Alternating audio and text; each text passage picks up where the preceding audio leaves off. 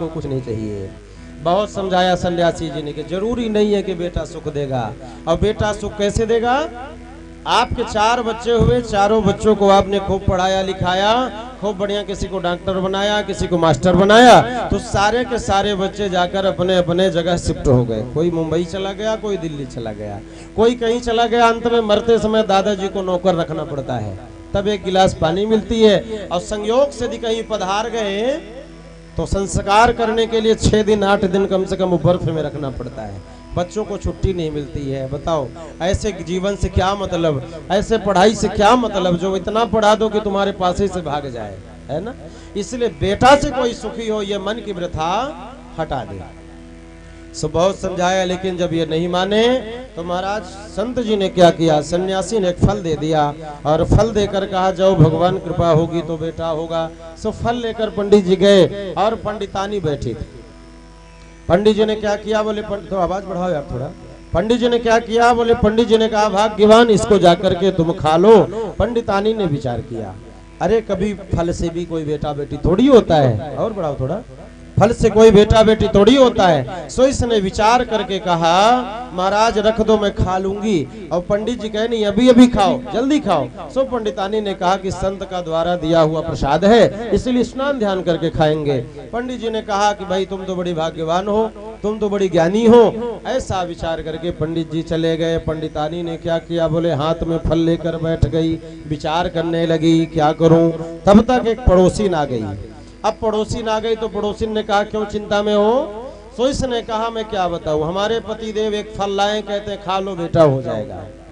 अब बताओ बेटा कभी फल से बेटा होगा, ऐसा संभव हो सकता है। सो पड़ोसी ने कहा खा ले, संत की कृपा हो जाए तो बेटा हो जाएगा। तब ये कहती है फल भक्षेण गर्भस्यात् गर्भेणो दर वृद्धिदा। यदि मैं फल को खा लेती हूँ तो फल को खाने से मान लिया कि गर्भ हो जाएगा, और मान लिया कि जब गर्भ होगा तो पेट बढ़ेगा, पेट बढ़ेगा तो दौड़ने में दिक्कत हो जाएगी, भागने में दिक्कत होगी, भोजन भी कमजोर हो जाएगा, बल भी कमजोर हो जाएगा। और मैंने सुना है कई बार तो बच्चे कई दिनों तक जन्म ही नहीं लेते हैं। सुखदेव भगवान 12 वर्ष माँ के गर्भ में थे, तो कहीं ऐसा ना हो कि ये भी 1-2 साल हमारे गर्भ में रह जाए, तब तो हम मर जाएंगे। इसलिए महाराज हमने तो निश्चय किया है बहन कि मैं इस फल को नहीं खाऊंगी। बहुत समझाया पड़ोसी ने, लेकिन ये कहती है हमारे समझ में तो 2 ही बात आती है कि बंध्या वा विधवा नारी सुखिनी चेति में मति। मेरे दिमाग में 2 ही स्त्री सुखी है, बंध्या वा विधवा नारी, या तो बंध्या या विधवा, क्योंकि उसको किसी प्रकार का कोई बोझ नहीं होता है। ऐसा विचार करके उसने फैसला ले लिया। धुंधुली की बहन आई है जिसके 6 पुत्र थे, 7वां पुत्र आने वाला था।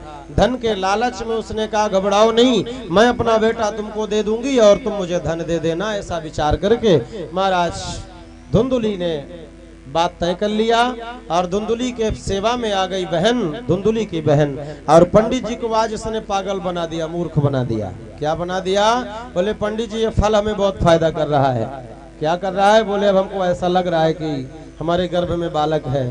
पंडित जी बड़े खुश हुए, पंडित जी को क्या पता कि ये क्या कौन सा बालक है और कहाँ बालक है। सो महाराज इसने क्या किया, बोले अपने पेट में बड़े बड़े कपड़ों को बांध लिया, पेट को बढ़ा लिया और गर्भवती होने का इसने नाटक कर लिया। अब पंडित जी को मना कर दिया कि पंडित जी अंदर मत आइएगा। क्यों, बोले जब गर्भवती महिलाएं हो जाएं तो उसको पुरुष का दर्शन नहीं करना चाहिए, दूर रहना चाहिए। पंडित जी बेचारे भोले भाले, पंडित जी को क्या पता कि यहाँ क्या होने जा रहा है। सो पंडित जी ने कहा कोई बात नहीं, जो तू कहेगी वही होगा। अब पंडित जी तो 9-10 महीने पंडितानी का दर्शन किए नहीं। अब धीरे धीरे जब गर्भ का समय आया तो उसकी बहन ने बालक को जन्म दिया, और बालक को जैसे जन्म दिया तो सारे कपड़ों को फेंक के बाहर किया और ढिंडोरा पिटवा दिया, बैंड बजवा दिया, है ना, बैंड बजवा दिया कि बधाई हो पंडित जी आपको बालक हुआ है। पंडित जी बेचारे नाचने लगे, गाने लगे। पंडित जी ने बैंड बाजे मंगवाए, बधाइयां बजवाई, खूब आनंदित हुए। अब पंडित जी को क्या पता कि किसका बैंड बज रहा है, पंडित जी को कुछ पता नहीं है। पंडित जी खूब आनंद उत्सव मनाए, दान धर्म किए। इसके बाद वो जो फल था वो फल का क्या हुआ, बोले गाय को खिला दिया था। सो महाराज वो गाय ने भी ठीक 3 महीने बाद एक बालक को जन्म दिया जो सर्वांग सुंदर था। दोनों बच्चे धीरे धीरे बड़े हुए। जब नामकरण का समय आया तो गोकर्ण जी का नाम गोकर्ण इसलिए पड़ा क्योंकि गऊ के शरीर से उन्होंने जन्म लिया, गऊ के गर्भ से जन्म लिया। सर्वांग शरीर मनुष्य का था, लेकिन जो कान थे वो गऊ के समान थे, गाय के सदृश थे, इसलिए उनका नाम गोकर्ण रखा गया। बोलिए गोकर्ण जी महाराज की। उनका नाम गोकर्ण हुआ। और ये धुंधुली के बेटे का जब नामकरण करने का समय आया तो पंडित जी ने सोचा कि मेरा नाम आत्मदेव है तो इसका नाम परमात्मा देव रखेंगे।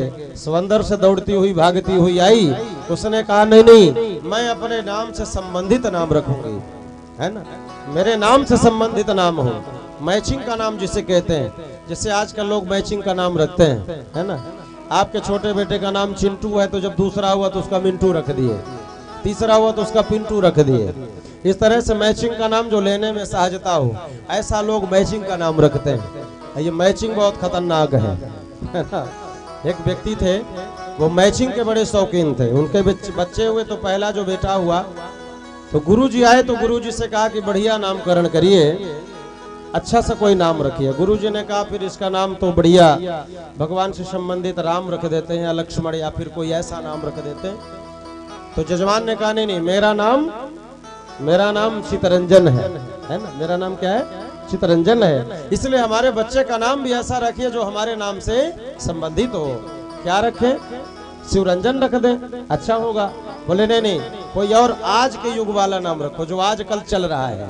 जैसे आजकल के बेस भी चलते हैं, ऐसे ऐसे पैंट चले हैं, बच्चों से पूछा जाए कि भैया ये कहाँ का फैशन है तो बच्चे कहते हैं महाराज ये फैशन है। अब वो पैंट को देखो तो तरस आ जाती है, कहेंगे कितने का, बोले 5000 का। कई जगह से फटा हुआ होता है, जैसे कुत्ते नोच के फेंक दिए हो किसी कपड़े को, उसी तरह बच्चे पहनते हैं। और उनसे पूछो तो वो कहते हैं महाराज ये फैशन है। हमने कहा धर्म है, ये फैशन है ना, ये दुनिया का फैशन, इसलिए इस फैशन से बच के रहो मेरे भाई। तो निवेदन मेरा ये था कि उनका नाम चितरंजन था, तो श्रीमती जी ने कहा मेरे बच्चे का नाम आज के युग वाला नाम रखो। तो क्या नाम, बोले इसका नाम मनोरंजन रख दिया गया। क्या रखे, मनोरंजन रख दिया। आज जब दूसरा बेटा हुआ तो फिर से गुरुजी आए, बोले इसका नाम क्या रखा जाए, बोले उसका नाम मनोरंजन है तो इसका भी शिवरंजन रख दे। बोले नहीं नहीं, जो इसका नाम है उसी से संबंधित नाम होना चाहिए। गुरुजी ने भी कहा कि जब ऐसा ही तुम्हारा विचार है तो फिर ऐसा नाम रखो जो लोग दिन भर नाम लेते हो। तो क्या नाम रख दिया, बोले डाबर लाल दंत मंजन रख दिया। प्रेम से राधे राधे। क्या रख दिया, डाबर लाल दंत मंजन। ऐसा नाम नहीं होना चाहिए। अब पता नहीं विचित्र विचित्र कौन ऐसे नाम लोग रखते हैं जिसका कोई अर्थ नहीं, डाली फाली पता नहीं क्या क्या, चिंटू पिंटू है। नाम ऐसा रखिए जो भगवान का नाम हो, जो भगवान से संबंधित नाम हो, ऐसा नाम होना चाहिए। तो प्रेमियों, धुंधुली ने कहा कि मेरा नाम धुंधुली है तो मेरे बेटे का नाम भी धुंधकारी होगा। यह धुंधकारी इतना बड़ा पापी हुआ कि बच्चे दोनों बड़े हुए। कियत काले न तौ जातो तरुणौ तन्वा बुभौ गोकर्णः पंडितो ज्ञानी धुंधकारी महाखलः।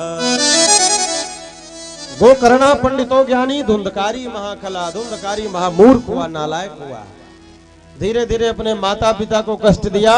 पिताजी आज बेटे से दुखी होकर फिर जंगल की ओर चल पड़े, मरने के लिए चल पड़े।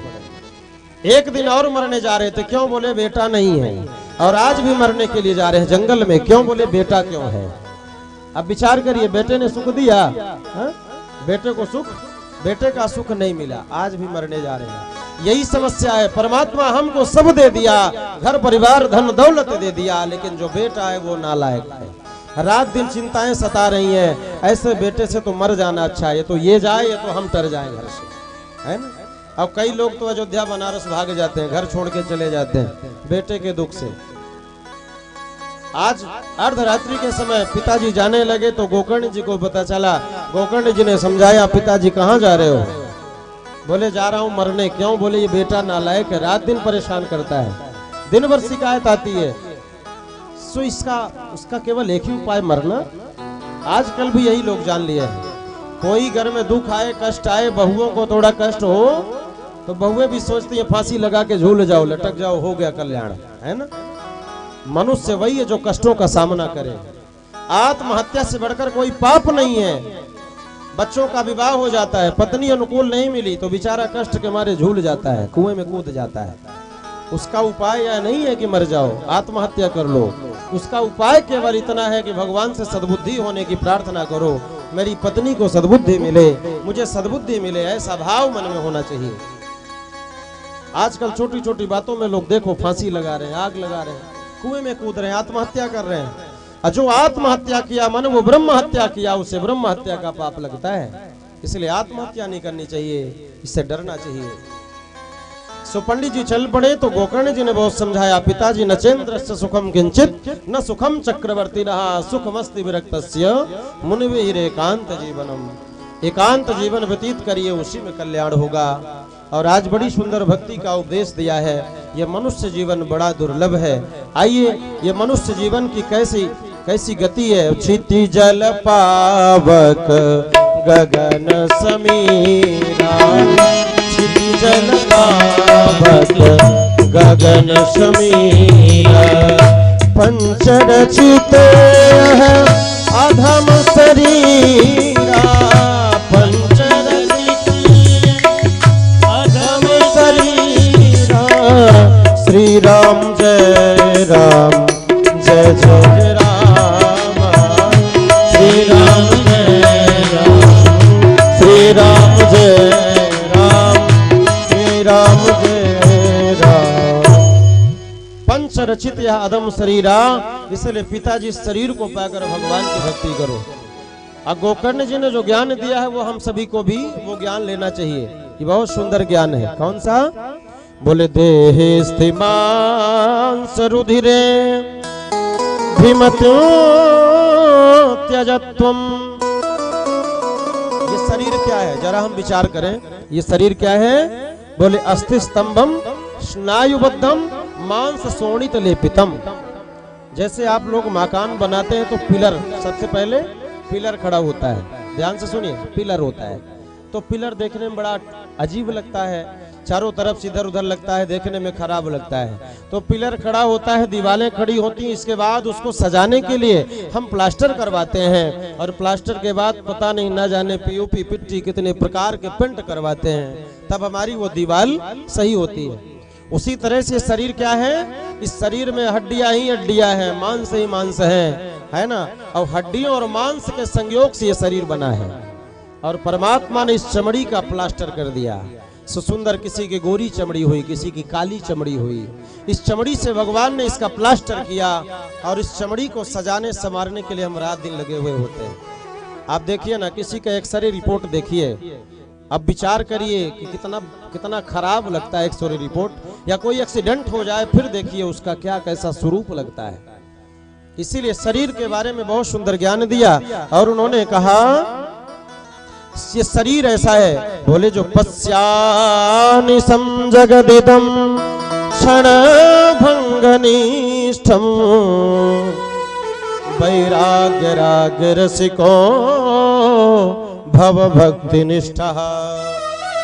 पिताजी ये संसार को पश्यानिदम जगदिदम क्षण भंगनिष्ठम, इस संसार को झूठा मान के भगवान की भक्ति करो।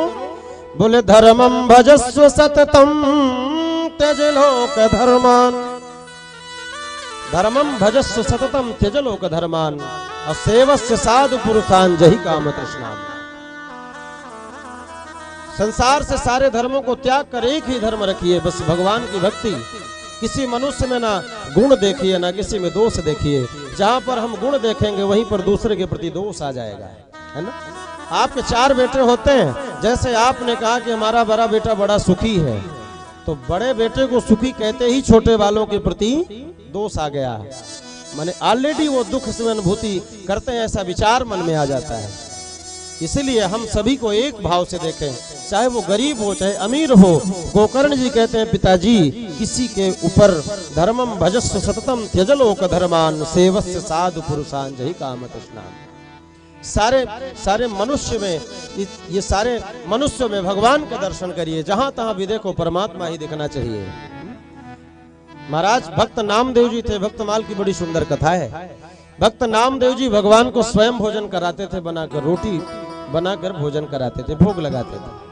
सो एक दिन पहले ये किचन तो होता नहीं था कि दरवाजा बंद करके चले जाओ, लोग झोपड़ी हुआ करती थी। सो झोपड़ी में भक्त नामदेव जी ने रोटी बनाई चूल्हे में और बढ़िया टिक्कड़ बना करके रख दिया और चले गए अंदर घी की कटोरी लेने। सो इधर कुत्ता आया और कुत्ते ने रोटियों को दबाया और 9 2 11 होकर चल पड़ा। जब तक अंदर से घी लेकर के आते तब तक तो कुत्ता दूर दूर तक चला गया था। सो नामदेव जी की नजर गई तो नामदेव जी ने कुत्ते में कुत्ते को नहीं देखा, कुत्ते शरीर में भगवान को देखा। ये भक्तमाल की कथा है। भक्त नामदेव जी कहते हैं, अरे भगवान 2 मिनट के लिए रुक जाओ, क्योंकि ये रोटियां चूल्हे की बनी हुई हैं, बड़ी कड़ी है, इसलिए बिना, हमारे यहाँ भी कहते हैं, राजस्थान में परंपरा है, झारखंड इत्यादि में बिना घी लगाए रोटी नहीं देते हैं। जब तक भोजन में घी नहीं पड़ा तब तक भोजन की शुद्धि नहीं होती है। इसीलिए रोटी में घी ना लग पाए तो कम से कम 1 बूंद घी तो डाल ही देना चाहिए ताकि भोजन हमारा पवित्र हो जाए। प्रेम से बोलो राधे राधे। सो आज मैं निवेदन करूं, आज पिताजी को समझाते हैं। पिताजी धर्मम भजस्व, भक्त नाभाजी ने क्या किया, उन्होंने क्या किया, बोले जब कुत्ता लेकर रोटी दौड़ पड़ा तो कहते हैं भगवान 2 मिनट के लिए रुक जाओ। सो कुत्ते के पीछे घी की कटोरी लेकर दौड़ पड़े। यद्यपि कुत्ते में भगवान नहीं था, लेकिन आज इनकी भक्ति ने भगवान को प्रकट कर दिया। कुत्ते से भगवान प्रकट हो गए। बोलिए भक्त वत्सल भगवान की। भगवान प्रकट हो गए। भगवान ने कहा, भक्त नामदेव, मैंने तो कई लोगों को ऐसे देखा जो हमारे मंदिर में भगवान का दर्शन करते हैं, पर ऐसा भक्त पहली बार देखा जो कुत्ते में भी भगवान का दर्शन करे। इसलिए हमें हर एक जीव में सी राम में सब जग जानी, करो प्रणाम जोरी जुग पानी। सभी में भगवान का दर्शन करना चाहिए। पिताजी को खूब ज्ञान दिया है। और आइए, देह शरीर ये क्या है, इस शरीर के बारे में बड़ी सुंदर एक पंक्ति का भजन 5-10 मिनट और हम सभी लोग आरती करके प्रसाद लेके जाएंगे। आइए सभी लोग, ये शरीर के बारे में हम सभी लोग ध्यान से सुनते हैं। ये शरीर नाशवान है, इसलिए शरीर पर हमें ममता नहीं होनी चाहिए। प्रेम से बोले बांके बिहारी लाल की जय हो। सोच ले वो समझ ले प्राणी, तेरी छोटी सी जिंदगानी। सोच ले वो समझ ले तो प्राणी, तेरी छोटी सी जिंदगानी।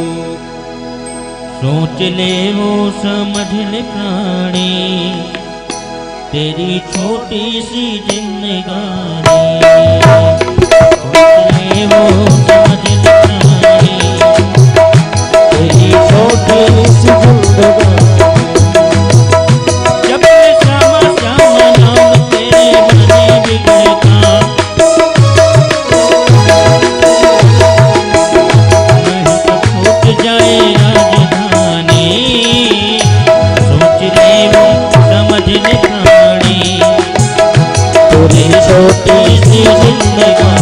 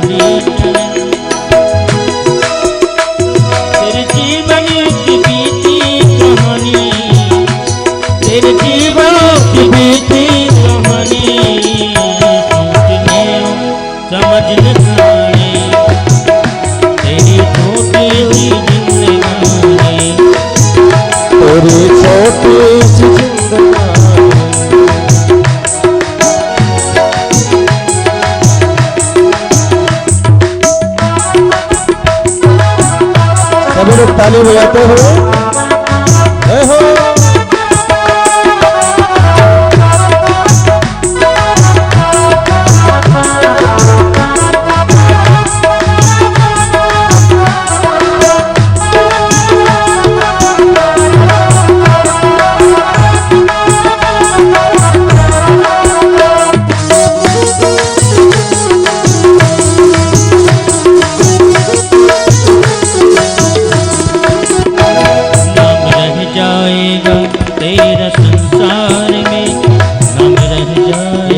तेरा संसार में नाम भूला तो डूबेगा मझधार में, नाम भूला तो डूबेगा मझधार में। बस तेरा है ठिकाना प्रभु के द्वार में, ठिकाना क्यों तू करता है अधरंग बेकार में, क्यों तू करता है अधरंग बेकार। वो समझ न प्राणी छोटी सी जिंदगानी, तेरी छोटी सी जिंदगानी, तेरी छोटी सी जिंदगानी। इसलिए राम नाम रटते रहो जब तक घट में प्राण, तब हूँ तो रघुबीर के भनक पड़ेंगे कान। तेरी छोटी सी जिंदगानी, तेरी छोटी सी जिंदगानी। हरे रामा हरे रामा, रामा रामा हरे हरे। गाइए हरे कृष्णा हरे कृष्णा कृष्णा कृष्णा हरे हरे।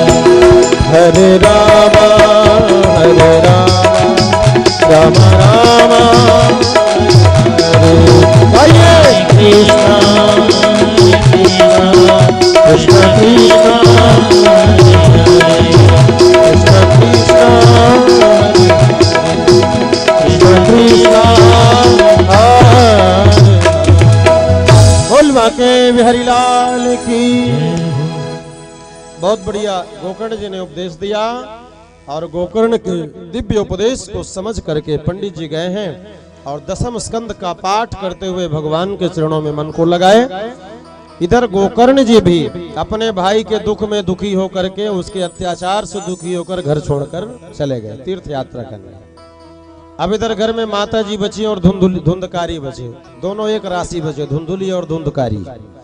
अब यह धुंधकारी क्या किया, बोले अपनी माँ से आकर पैसा मांगता है, बार बार माँ पैसा दे दे। और पैसा लेके जाता तो जुआ खेलता, शराब पीता, मदिरा पीता और दिन भर अत्याचार करता। और शाम को घर लौट के आता तो माँ को भी सेवा करता है ना। इसीलिए बच्चे शराब पीते हैं तो शराब से बचाना चाहिए। लेकिन क्या करोगे, ये माताएं ऐसी आदत पकड़ा देती हैं छोटे से, जब बच्चा छोटा होता है 2 महीने का, तो आजकल की नर्सें मैडम कहती हैं कि भैया अपना दूध मत पिलाना, नहीं कमजोर हो जाओगे। सो ये अपने आप को सुडौल रखने के लिए निप्पल पकड़ा देती हैं दिनेश भैया। और जब निप्पल पकड़ा दी, वो बच्चे की आदत पड़ जाती है निप्पल पकड़ते पकड़ते। पहले तो छोटा बाटल पकड़ा, जब बाहर देखा कि ठेका शराब में, तो इसी तरह की मम्मी बाटल पकड़ाती थी। सो उसने सोचा इसमें भी दूध ही भरा होगा। सो मैं मम्मी से पैसा मांग करके ले गया पढ़ने के लिए, फीस देने के लिए, और वहां गया तो बड़का बाटल खरीद लिया, है ना।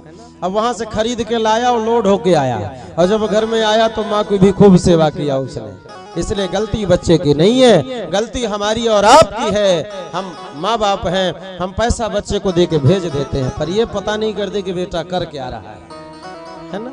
इसलिए अपने बच्चे को माताओं अपना दुग्ध पान कराना चाहिए, तभी उसमें प्रेम बनता है। और उसमें झगड़ा भी होता है तो लोग कहते हैं अपने माई का दूध पिया हो तो आ जा युद्ध करने, तो बेचारा पीठ दिखा के भाग जाता है, क्योंकि माई का दूध तो उसने पिया ही नहीं, पाया ही नहीं, तो कहां से तो युद्ध करेगा, है ना। इसलिए हमें माताओं को अपना दुग्ध पान कराना चाहिए, जो बेटे के और माँ के बीच में ममता होती है। सो इस धुंधकारी ने माँ का दूध तो पिया नहीं था, इसलिए रोज माँ को मारता था। बेटा वही माँ की सेवा करता है जिस बेटे ने माँ का दूध पिया हो। यह खून का संचार होता है, प्रेम का संचार होता है। और जिस बेटे ने कभी माँ का दूध पिया नहीं, तो जन्म तो पशु भी देते हैं, है ना। इसलिए हम पशु तुल्य ना बने, हम मनुष्य बने। ऐसा हमें कर्म करना चाहिए। सो धुंधकारी ने क्या किया, बोले माँ को जब मारना शुरू किया तो माँ ने कहा बेटा पैसे तो है नहीं, जहां पाओ लाके दे, सारा गहना बेच दिया। जब उसने भी नहीं माना तो आज रात में माँ गई और अंधकूप में कुएं में जाकर के अपने शरीर का अंत कर दिया। अब माँ भी मर गई, घर में एकांत अकेला हो गया, कोई मना करने वाला नहीं है। सो इसने क्या किया, बोले 5-5 वैश्याओं को लाकर रख लिया, अब वैसी उल्टाओं को रख लिया, जो वो कहती वही करता। प्रेमियों इस तरह से बहुत दिन चला। एक दिन इन वैश्याओं ने बहुत सारे धन की डिमांड करी तो इसने क्या किया, बोले कमा करके लाने की क्षमता तो थी नहीं, सो बोले बहुत बड़े जाकर राजा के राज्य में खजाने में इसने डाका डाली। सो बहुत सारी सोना चांदी लेके आया और जब घर में आया तो इसने दिया तो इन वैश्याओं ने गणिकाओं ने विचार किया इतना सारा धन चुरा के आया है और यदि कहीं छापा पड़ा यदि हम पकड़े गए तो ये तो जाएगा साथ में, हम लोग भी जाएंगे। सो इन्होंने क्या किया, इन गणिकाओं ने रात में सोते हुए धुंधकारी को खटिया में बांध दिया रस्सी से, और बांध दिया। पहले तो बांध के खूब मारा, और जब फिर भी नहीं मारा तो क्या हुआ, बोले जलते हुए आग के अंगारों को लाया। अब आग के बड़े बड़े अंगारों को ला करके उसके मुंह में ठूसती हैं, लेकिन तब भी उसके प्राण नहीं निकलते हैं। आज मैं एक बात निवेदन करूं, पूज्य गुरुदेव जी कहा करते हैं आदमी की पहचान बहुत सरल तरीके से किया जा सकता है, पुण्यात्मा और पापात्मा की पहचान। आज मैं बता रहा हूं, आप पहचान लेना। यहाँ पर दोनों तरह के लोग होते हैं, पुण्यात्मा कौन है, पापात्मा कौन है। रजिस्टर देखने की जरूरत नहीं है, सबसे सरल तरीका है। जो पापात्मा होता है उसके प्राण बहुत जल्दी नहीं छूटते हैं, वो घुलता रहता है खटिया में, है ना। आप सुनते होंगे 4 साल से 5 साल से 10 साल से लोग पड़े हैं चारपाई में, मलमूत्र सब हो रहा है ना। यही पापात्मा है। अवश्य ही पूर्व जन्म में कोई ऐसा पाप कर्म किए होंगे जिसके फलस्वरूप आज उनको भुगतना पड़ रहा है। अब पुण्यात्मा कैसे होते हैं, बोले भगवान की भक्ति कर रहे हैं, राम राम जप रहे हैं, भोजन कर रहे हैं, सो रहे हैं, और आत्मा कब निकल गई, प्राण कब चला गया कोई पता नहीं। यही पुण्यात्मा है, यही सबसे बड़ी पहचान है। और दूसरी पहचान बता दूं, पुण्यात्मा वो प्राणी है जिसके हृदय में दया का भाव है, और जो हरदम क्रूर बना रहता है, जो हरदम कठोर बना रहता है, जिस गरीबों को देखकर जिसका मन पिघलता नहीं है, समझ लेना वही पापात्मा है। और पुण्यात्मा वही है जिसके हृदय संत हृदय नवनीत समाधान, ऐसा भाव होना चाहिए। सो आज इसके प्राण नहीं छूट रहे, क्यों, क्योंकि 1 नंबर का पापी है ये धुंधकारी।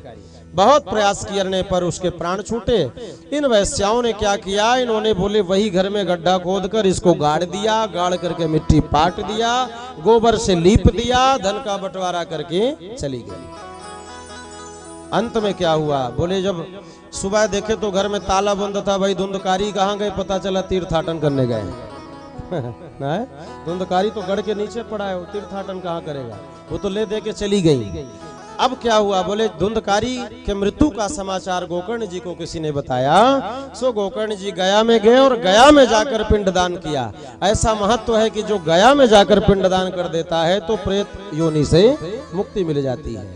लेकिन आज गया जी ने कई सारे पिंडदान किए, कई महीनों बाद लौटकर जब घर आए, अपने घर में निवास किए, जैसे रात को सोने लगे सो भयानक रूप दिखाई पड़ा। कभी गधा का, कभी हाथी का, कभी सुअर का, कभी बकरी का, कभी भेड़ का। सो ये घबराए, भैया तुम कौन हो। बोले प्रेत को बोलने की क्षमता नहीं होती है, वो तो गुनगुनाता रहता है। प्रेत के मुख में सुई के नोक के बराबर, अग्रभाग के बराबर छिद्र होते हैं, जो प्रेत भोजन नहीं कर पाता। इसीलिए हम सभी लोग, हमारे यहाँ की परंपरा है कि साल भर में वार्षिकी करते हैं और ब्राह्मणों को भोजन करा करके अपने उस प्रेत आत्मा को उद्धार करते हैं। वो ब्राह्मणों के द्वारा वो भोजन पाते हैं। लेकिन हाय रे आज का फैशन, तुरंत तेरही और उसके बाद दूसरे चौथे दिन वार्षिकी कर दिए। जिस बच्चे के लिए हमने अपना जीवन बर्बाद कर दिया, नाश कर दिया, भगवान की भक्ति कभी नहीं किया, ऐसे बच्चे ने क्या किया, बोले हमारे लिए 1 साल का समय नहीं है महाराज, नियम नहीं हो पाएगा। अब आजकल तो चल रहा है, अरे चला रहे हो तब न चल रहा है, तब भी व्यक्ति को वैराग्य नहीं होता है, तब भी पड़ोसी को वैराग्य नहीं होता है।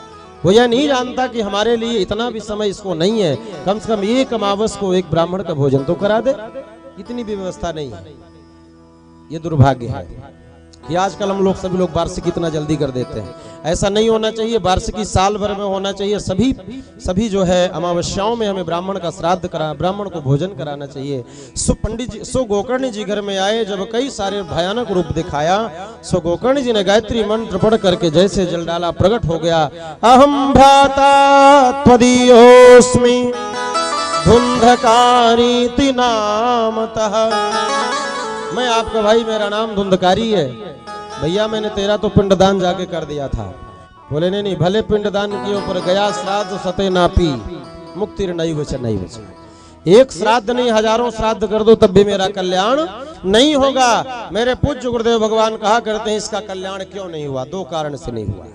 आइए सुनते हैं। पहला कारण तो ये था कि ये एक नंबर का पापी था। संसार में जिसने अपने माँ पिता को कष्ट दिया, जिसने अपने माँ बाप को सताया, ऐसे पुत्र का कल्याण कभी नहीं हो सकता। चाहे लाख तीर्थ करे, चाहे लाख भजन करे, लाख दान करे, पर जिसने अपने माँ बाप को सताया उसका कल्याण होने वाला नहीं है। इसलिए उसका कल्याण नहीं हुआ। और दूसरा कारण यह है कि जब पंडित जी से श्राद्ध कराने के लिए गोकर्ण जी गया में गए, तो वहां पर संकल्प होता है ना। कोई भी शुभ कार्य में या अशुभ कार्य में सब में संकल्प होता है। और संकल्प में नाम गोत्र तो आपसे भी पूछा गया होगा, आज आपका नाम क्या है, आपका गोत्र क्या है। और जब ऐसे नाम गोत्र को लेकर हम पुकारते हैं तभी वो निशाना सही लगता है, उसका कल्याण होता है। जैसे आपने देखा होगा पत्र, पहले के समय अंतरदेशी पत्र चलता था, लोग परदेश से चिट्ठी डालते थे। अब तो वीडियो कॉल चलने लगा है ना, तो चिट्ठी डालते थे, उसमें एड्रेस डालते थे, पिन कोड या फिर जो भी रहता था। और उसमें एक अंक भी गलत हो गया तो मानो वो पत्र जो है बर्बाद हो जाएगा, खराब हो जाएगा। उसी तरह यदि गोत्र गलत हो गया, इसीलिए सभी ब्राह्मणों को गोत्र, लेकिन दुर्भाग्य है कि आज के ऐसे लोग हैं जिन्हें अपने गोत्र भी पता नहीं है, गोत्र क्या है। जबकि गोत्र हमें हर पल हमें जानना चाहिए कि हमारा गोत्र क्या है। मानो गुरुदेव भगवान कहा करते हैं कि धुंधकारी का कल्याण इसीलिए नहीं हुआ क्योंकि वो गोत्र नहीं था। जब गोकर्ण जी गए तो बोले, पंडा ने पूछा तुम्हारा गोत्र क्या है, तो गोकर्ण जी ने अपने पिताजी का गोत्र बताया। और जब पिताजी का बेटा हो तब ना गोत्र होगा, काम करेगा वो है। गोत्र तो किसी और का है, तो धुंधली के बहन का बेटा है। सो निशाना गलत हो गया तो कल्याण भी नहीं हुआ, काम नहीं हुआ। सदुंधकारी के कल्याण के लिए गोकर्ण जी महाराज ने दिव्य भागवत सुनाई। गोकर्ण ने ऐसी दिव्य भागवत की महिमा गाई, ऐसी कथा कराई कि स्वयं धुंधकारी आकर श्रवण किया। अंत में उसने कहा कि ये भागवत महापुराण धन्य है, संसार कर्दमाले पे प्रक्षालन पटियसी। जैसे शरीर के कीचड़ धोने के लिए साबुन या तेल हम लोग उपयोग करते हैं, उसी तरह मन के कीचड़ धोने के लिए भागवत रूपी जो गंगा है, ये जो कथा है, ये जो साबुन है, ये कल्याणकारी है। इस तरह से भागवत की बहुत महिमा गाई, धुंधकारी का कल्याण हुआ। और छठे अध्याय में अंत में भागवत कथा की महिमा गाई। भागवत कथा का नियम क्या होना चाहिए, नियम सुनना चाहिए। नियम कैसे हो, इस कथा को हम कैसे सुने, तो बड़े सुंदर भाव से कहते हैं, इस कथा को हम सभी लोग बड़े भाव से सुने। कथा दो प्रकार से कराई जाती है, निष्काम और सकाम। सकाम भाव से जब हम भागवत करते हैं तो मुहूर्त और समय की जरूरत पड़ती है, महीने की जरूरत पड़ती है, मुहूर्त देखना चाहिए। सर्वप्रथम अपने गुरु जी के घर में जाएं, पंचांग खुलवाएं, सुंदर मुहूर्त पूछें, और मुहूर्त पूछ करके शुभ मुहूर्त में हम सभी इस कार्यक्रम का आयोजन करें। फिर क्या करें, बोले बड़े भाव के साथ इस कथा को श्रवण करें, अपने सकुटुंब को बुलाएं, परिवार को बुलाएं, गांव वाले में सबको बुलाएं, तुलसी दल दें, सभी को आमंत्रित करें। इसके बाद सुंदर वक्ता, वक्ता कैसा हो, बोले वक्ता जो हमारा हो वो कैसा हो, विरक्तो वैष्णवो ज्ञानी। विरक्त हो, विरक्त मतलब ये नहीं कि घर परिवार ना हो, साधु हो। विरक्त का मतलब साधु नहीं है, विरक्ति का मतलब जो इंद्रियों से विरक्त हो, जो इंद्रियां हैं, जो हमारे रात दिन जिस इंद्रियों के लिए हम परेशान रहते हैं उनकी पूर्ति के लिए, ऐसी इंद्रियों से जो विरक्त हो। जैसे महाराज सुदामा जी इंद्रियों से विरक्त थे, व्यास जी महाराज इंद्रियों से विरक्त हो। इंद्रियार्थेषु बढ़िया स्वच्छ हो, पवित्र हो, ब्राह्मण हो और गुरु दीक्षा लिए हो। ऐसा ना हो कि हम स्वयं मंत्र ना लिए हो और दूसरे को मंत्र का ज्ञान दें। इसलिए बढ़िया उदाहरण देने वाले महाराज ब्रह्मज्ञानी ऐसे वक्ता हों जो सुखदेव स्वरूप दर्शन करना चाहिए। अंत में बताया कि भागवत के अंत में 12 ब्राह्मण का भोजन हो, कन्याओं का भोजन हो, सारे सकुटुंब का भोजन हो और सुंदर भागवत के ग्रंथ को अपने घर में लाएं, भागवत को भगवान का स्वरूप का दर्शन करें, सोने के चौकी में बिठाएं। अब यहाँ पर हम लोग लकड़ी में चौकी बिठाए हैं, पर इसमें लिखा है कि सोने की चौकी में भगवान को बिठाएं। लेकिन अब परमात्मा जो सामर्थ्य दिया है, ऐसा नहीं है कि वो नहीं है तब भी हम सोने का बिठाएं, पर यदि हो तो करना चाहिए। अंत में गऊ का दान जरूर होना चाहिए, भूमि दान हो, अंत में कई तरह से दान, ब्राह्मणों का भोजन हो, अंत में स्वर्ण का दान बताया कि स्वर्ण का भी दान इसमें होना चाहिए, क्योंकि भगवान कृष्ण उद्धव से कहते हैं, उद्धव स्वर्णा नामस्मि कांचनम, स्वर्ण मेरा ही स्वरूप है। इसलिए जो भी हो, इस तरह से भागवत की दिव्य महिमा। कहा इसमें खर्च कितना करें, बोले ये भी इसमें ये भी लिखा है कि खर्च कितना करना चाहिए। तो महाराज सूर्य कहते हैं, विवाहे यादृशम वित्तम तादृशम परिकल्पयेत्। आपकी जो सामर्थ्य है, आप अपनी बेटी का विवाह करते हो, जो सामर्थ्य है सामर्थ्य के अनुसार आप विवाह करते हो, है ना, दहेज देते हैं। उसी तरह से भगवान कृष्ण और रुक्मिणी के विवाह में भी भगवान की कथा में उतना ही धन खर्च करना चाहिए जितना धन अपनी बेटी के हम विवाह में करते हैं। उसी तरह बढ़िया जन्मोत्सव मनाएं जैसे बेटे का बर्थडे मनाते हैं, उसी तरह विवाह मनाएं, दहेज दें जैसे बेटी को दहेज देते हैं, उसी तरह हम उनको प्रणाम करें जैसे बेटी को प्रणाम करते हैं। बहुत सारे नियम बताए गए। अंत में कैसे सुनना चाहिए भागवत को, भोजन करके सुनना चाहिए या फलाहार लेकर सुनना चाहिए। तो पहले तो बोले निराहारो यताहारो, निराहार रहकर कथा सुने। ये मैं नहीं कह रहा हूँ, है ना, ये तो ग्रंथ कह रहे हैं। पहले निराहार रहिए, 7 दिन कुछ मत खाइए। परीक्षित ने कुछ नहीं खाया पिया, लेकिन अब महाराज कहो कि यदि निराहार रहकर कथा सुनेंगे तो 7वां दिन आ ही नहीं पाएगा, 2 ही 4 दिन में मोक्ष हो जाएगा, है ना। इसलिए कुछ तो महाराज खाना पड़ेगा। सो बोले दूध पी लो, दही खा लो, मक्खन खा लो, फलहार कर लो। बोले महाराज फलहार पचता नहीं है। फिर बोले भोजनम तू परम मन्ये कथा श्रवण कारकम नोपवासो वरः प्रोक्तो कथा विघ्न करो यदि। मैं नहीं कह रहा, यदि कथा सुनने या कहने में विघ्न आता है तो भोजनम तू परम मन्ये, प्रेम से भोजन करिए। इतना भोजन मत कर लीजिए कि सो जाइए, है ना। भोजन और भजन अपने मन से करना चाहिए। इस तरह से बढ़िया प्रेम से भोजन करिए जैसे भी आपका संभव हो सके। और जो व्यास हो उसको सुख रूप प्रबोधज्ञ सर्वशास्त्र विशारद। व्यास को सुखदेव का रूप देखना चाहिए कि साक्षात सुखदेव स्वरूप हैं। इस तरह से दिव्य भागवत की महिमा 6 अध्यायों में गाई। और कल हम सभी लोग भागवत के प्रथम स्कंद में प्रवेश लेंगे। आज हम सब ने भागवत की महिमा को गाई, बस आज की कथा को यहीं पर हम विश्राम देंगे। हम सभी लोग एक भजन के माध्यम से बड़े झूमते हुए भजन गाएंगे। इसके बाद दिव्य आरती का दर्शन। और कल ठीक 3 बजे से 7 बजे तक को जो समय है, आप सभी लोग समय से पधारें और समय से आएं ताकि हम सभी लोग समय से कथा कर सकें। आज की कथा से हमें मिला क्या, हम यह जान लें, है ना। हम अभी यहाँ से अपने अपने घर जाएंगे तो हमने जो कथा सुना वो उसमें सार क्या निकला, हमें मिला क्या। आप लोग जाओगे फिर अपने घर के काम में बिजी हो जाओगे, कथा क्या सुना कोई मतलब नहीं, है ना। आज की कथा से हमें यह मिला कि महाराज ये जो संसार है, ये पूरे संसार में काल रूपी ग्रास बना हुआ घूम रहा है। ये ग्रास कब हमें बना लेगा, ये काल कोई भरोसा नहीं है। ऐसा समझ करके व्यक्ति को हर एक क्षण हर एक पल तैयार रहना चाहिए, एक्टिव रहना चाहिए। कब किस क्षण काल आ जाए, काल को स्मरण करते समय भगवान की भक्ति सदा करनी चाहिए। प्रेम से बोलिए बांके बिहारी लाल की जय। तो आइए आज की कथा को यहीं पर हम सभी विश्राम देते हैं। कल हम सभी लोग भागवत के प्रथम स्कंद में प्रवेश लेंगे, जहाँ तक हरि इच्छा हम सभी लोग गाएंगे। आइए सभी लोग भाव से, ए भैया सभी लोग भाव से प्रेम से एक सुंदर भजन को श्रवण करते हुए कथा को विश्राम देंगे। झूमते हुए खड़े हो जाइए, सभी लोग खड़े हो जाए और झूमते हुए नाचते हुए। जिसने भगवान के दरबार में शर्माया कोई फायदा नहीं, इसलिए बड़े भाव के साथ झूमते हुए गाइए। बोलिए बांके बिहारी लाल की जय हो। साबेरा मेरा साबेरा, मेरा साबेरा हो, मेरा साबेरा हो, साबेरा मेरा साबेरा, साबेरा हो मेरा साबेरा।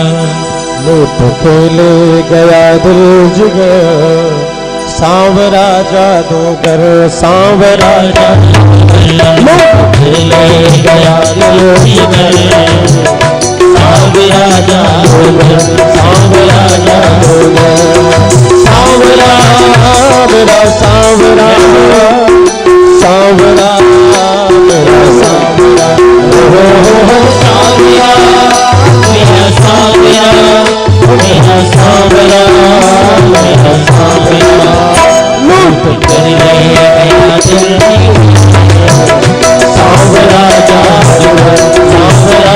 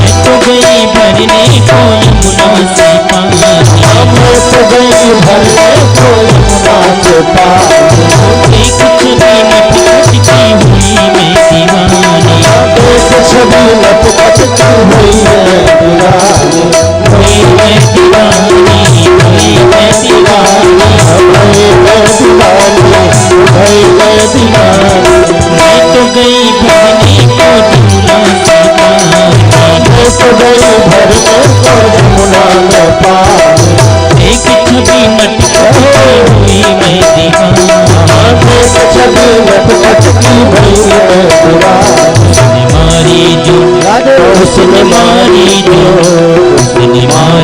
जो फिर थी सांवरा जादूगर सांवरा जादूगर सांवरा जादूगर बोल बाटे हरिलाल की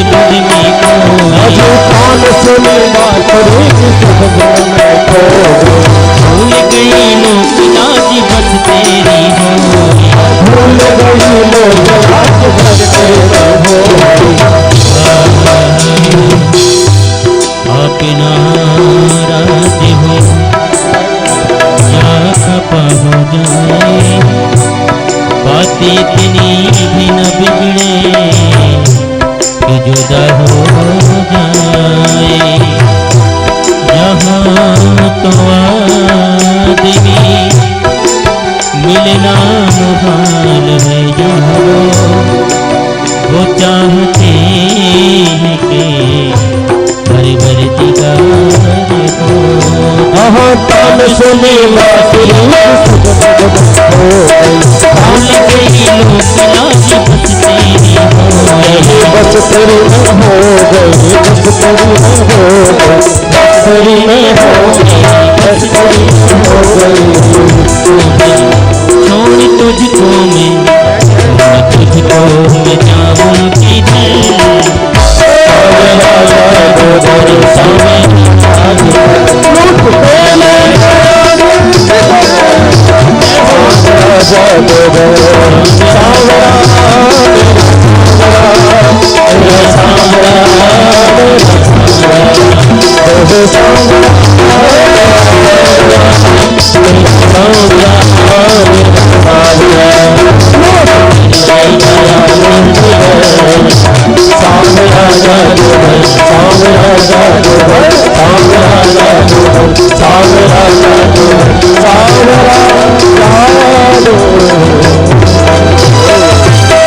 बोलिए सांवरे सरकार की, बोल भागवत महापुराण की, आज के आनंद की जय जय श्री राधे।